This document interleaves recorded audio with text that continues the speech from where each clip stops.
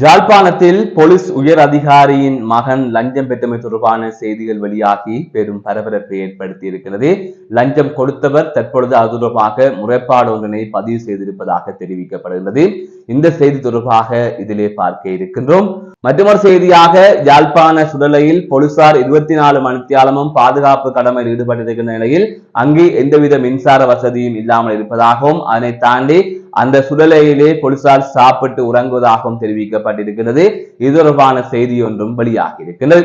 அதை தவிர மின்சாரம் தாக்கி தாயும் மகனும் உயிரிழந்த சம்பவம் தொடர்பாக ஒரு செய்தி வெளியாகி பெரும் துயரத்தை ஏற்படுத்தி இருக்கின்றது.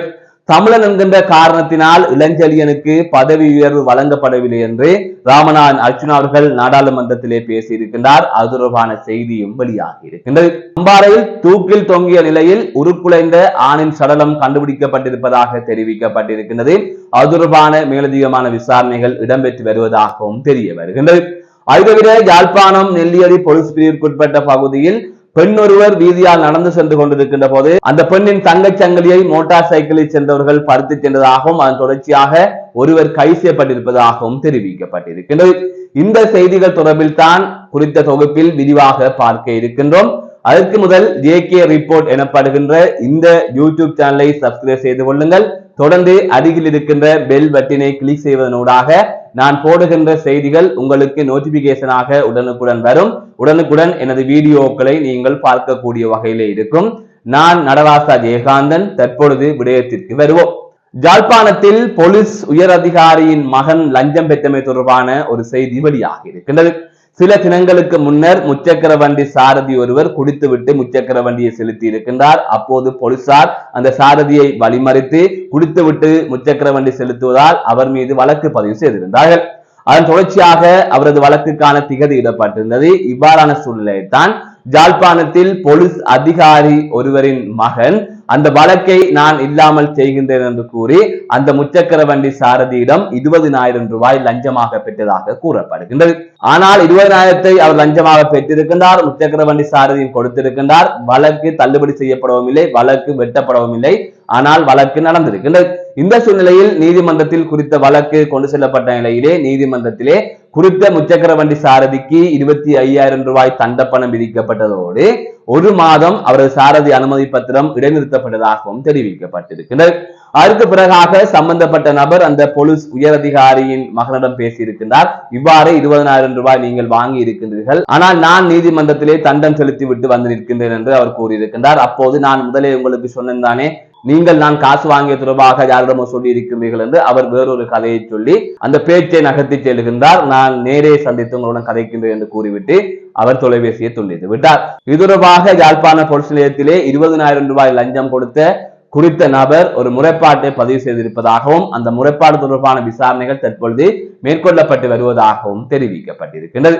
யாழ்ப்பாணம் நல்லூர் பிரதேச சபை பிரிவிற்குட்பட்ட அரியாலை சித்துப்பாத்தி மயானத்திலே போலீசார் பாதுகாப்பு கடமையில் ஈடுபட்டிருக்கின்ற நிலையில் அவர்கள் பல இடையூறுகளை சந்திப்பதாக தெரிவிக்கப்பட்டிருக்கின்றது.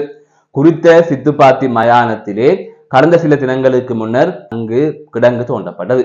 அப்போது மனித எச்சங்கள் இனங்காணப்பட்டிருந்தது. அதன் தொடர்ச்சியாக போலீசாரிடம் இது தொடர்பாக முறைப்பாடு கொடுக்கப்பட்டிருந்தது. இந்நிலையில் குறித்த பகுதியில் 24 மணித்தியால போலீஸ் பாதுகாப்பு போடப்பட்டிருக்கிறது. குறித்த இடத்தை நீதிபதியும் சென்று பார்வையிட்டிருந்தார். இவ்வாறான நிலையில் தான் அங்கு தொடர்ந்து பாதுகாப்பு வழங்கப்பட்டிருக்கின்றது. மயானத்தில் இரவு வேளைகளில் எந்த ஒரு முன்னொலி வசதியும் இல்லாமல் அவர்கள் அங்கே படுத்துறங்குவது, சாப்பிடுவது போன்ற செயற்பாடுகளை மேற்கொண்டு வருவதாக தெரிவிக்கப்பட்டிருக்கின்றது.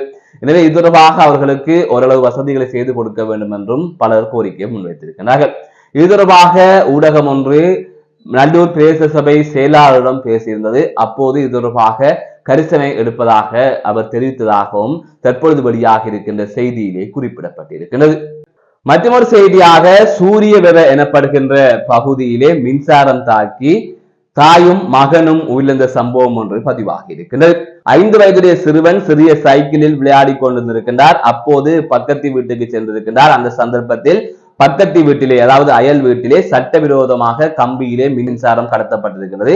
இந்த நிலையில் தான் குறித்த சிறுவன் அந்த கம்பியிலே சிக்கொண்டிருக்கின்றார். அந்த சந்தர்ப்பத்தில் அந்த சிறுவனை காப்பாற்றுவதற்காக 38 வயதுடைய தாய் ஓடி சென்றிருக்கின்றார். அப்போது மின்சாரம் தாக்கி 5 வயதுடைய சிறுவனும் 38 வயதான சிறுவனின் தாயும் உயிரிழந்திருப்பதாக தெரிவிக்கப்பட்டிருக்கிறது.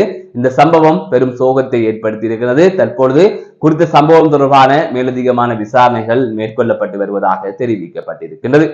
மற்றொரு செய்தியாக, நீதிபதி இளஞ்செழியன் அவர்கள் தமிழன் என்பதால் தான் அவருக்கு பதவி உயர்வு வழங்கவில்லை, இந்த அரசாங்கம் அவரை புறக்கணித்து விட்டது என்று ஜாழ் தேர்தல் மாவட்டத்தின் நாடாளுமன்ற உறுப்பினரான அர்ஜுனா ராமநாதன் அவர்கள் நாடாளுமன்றத்திலே பேசியிருக்கிறார். ஜாழ் தேர்தல் மாவட்டத்தின் ஆளுங்கட்சி நாடாளுமன்ற உறுப்பினரான ரஜீவன் அவர்கள் வடக்கு கிழக்கில் போதைவஸ்து அதிகரித்திருப்பது தொடர்பாக தனிநபர் பிரேரணை ஒன்றினை நாடாளுமன்றத்திலே சமர்ப்பித்திருந்தார் அல்லது முன்வைத்திருந்தார். இந்த சூழ்நிலையில் அது தொடர்பாக பேசுகின்ற போதுதான் ராமநாதன் அர்ஜுனா அவர்கள் நீதிபதி இளஞ்செழியன் தொடர்பான விடயத்தை பேசியிருந்தார். அதை தாண்டி நீதிமன்றங்கள் சுயாதீனமாக இயங்க வேண்டும், அப்போதுதான் நீதித்துறை மீது மக்களுக்கு நம்பிக்கை வரும். ஆனால் இங்கே அப்படி நடக்கவில்லை. தமிழன் என்பதால் நீதிபதி இளஞ்செழியனுக்கு பதவி உயர்வு வழங்கப்படவில்லை என்று அவர் நாடாளுமன்றத்திலே பேசியிருந்தார். அதனை தாண்டி மக்களை பாதுகாப்பதாக கூறி ஆட்சிக்கு வந்த தேசிய மக்கள் சக்தியினர் தற்பொழுது வடக்கு கிழக்கு மக்களை பாதுகாப்பது தொடர்பாக தனிநபர் பிரேரணையை ஜாழ் தேர்தல் மாவட்டத்தின் நாடாளுமன்ற உறுப்பினர் ரஜீவன் அவர்கள் முன்வைக்கின்றார் என்றும் நாடாளுமன்ற உறுப்பினர் ராமநாதன் அர்ஜுனா அவர்கள் சாடியிருந்தார். மற்றொரு செய்தியாக, அம்பாறையில் உருக்குலைந்த நிலையில் ஆண் ஒருவரின் சடலம் கண்டுபிடிக்கப்பட்டிருப்பதாக தெரிவிக்கப்பட்டிருக்கிறது. நேற்றைய தினம் அம்பாறை அக்கரைப்பற்று போலீஸ் பிரிவுக்குட்பட்ட முள்ளி மலையடி எனப்படுகின்ற பகுதியில் மரத்தில் தொங்கிய நிலையில் ஆண் ஒருவரின் சடலம் உருக்குலைந்த நிலையில் காணப்பட்டதாக பொதுமக்கள் அக்கரைப்பற்று போலீசாருக்கு தகவல் வழங்கியிருக்கிறார்கள். அதன் தொடர்ச்சியாக அக்கரைப்பற்று போலீசார் அந்த இடத்திற்கு சென்று விசாரணைகளை ஆரம்பித்திருந்தார்கள். குறித்த அந்த ஆண் பல நாட்களுக்கு முன்னரே இறந்திருப்பதாகவும் இந்த நிலையில் தற்பொழுது சடலம் உருக்குலைந்த நிலையில் காணப்படுவதாகவும் அவருக்கு 35 38க்கு இடைப்பட்ட வயது இருக்கும் என்றும் தெரிவிக்கப்பட்டிருக்கிறது. அதனை தாண்டி அவர் தூக்கில் தொங்கி உயிரை மாய்த்துக் கொண்டாரா அல்லது யாராவது அடித்து கொலை செய்துவிட்டு இவ்வாறு தூக்கில் தொங்க விட்டார்களா என்பது தொடர்பான கோணத்திலும் போலீசார் விசாரணைகளை ஆரம்பித்திருக்கிறார்கள். அதை தவிர ஏனைய போலீஸ் நிலையங்களிலும் யாரும் காணாமல் போயிருக்கின்றார்களா என்பது தொடர்பாக முறைப்பாடுகள் பதிவு செய்யப்பட்டதா என்றும் போலீசார் விசாரணைகளை ஆரம்பித்திருப்பதாக தெரிவிக்கப்பட்டிருக்கிறது. இந்த சம்பவமும் அப்பகுதியிலே பெரும் பரபரப்பை ஏற்படுத்தி இருக்கின்றது. மற்றொரு செய்தியாக, ஜாழ்ப்பாணத்தில் வீதியால் சென்ற பெண்ணின் நகை திருடப்பட்ட சம்பவம் ஒன்று பதிவாகி இருக்கின்றது. ஜாழ்ப்பாணம் நெல்லியடி போலீஸ் பிரிவுக்குட்பட்ட வல்லை வெளியில் பெண் ஒருவர் நடந்து சென்று கொண்டிருந்திருக்கின்றார். நேற்றைய தினம் காலை வீதியில் குறித்த பெண் நடந்து சென்று கொண்டிருக்கின்ற போது உயர் ரக மோட்டார் சைக்கிளில் வந்த இருவர் அந்த பெண்ணின் தங்கச் சங்கிலியை அறுத்து சென்றதாக கூறப்படுகின்றது. இது தொடர்பாக போலீஸ் நிலையத்திலே முறைப்பாடு ஒன்று கொடுக்கப்பட்ட நிலையில் இது தொடர்பான விசாரணைகள் ஆரம்பிக்கப்பட்டிருந்தது. அதன் அடிப்படையில் காங்கேசன்துறை பிராந்திய சிரேஷ்ட போலீஸ் அத்தியட்சருக்கு கீழ் இயங்குகின்ற புலனாய்வு பிரிவினர் இந்த சம்பவம் தொடர்பாக சாவச்சேரியில் ஒருவரை கைது செய்திருப்பதாக கூறப்படுகின்றது. அதாவது அந்த சங்கிலியை அறுத்த நபரும் அந்த சங்கிலியும் அது சங்கிலி அறுப்பதற்காக பயன்படுத்தப்பட்ட உயர்ரக மோட்டார் சைக்கிளும் மீட்கப்பட்டிருப்பதாகவும் கூறப்படுகின்றது.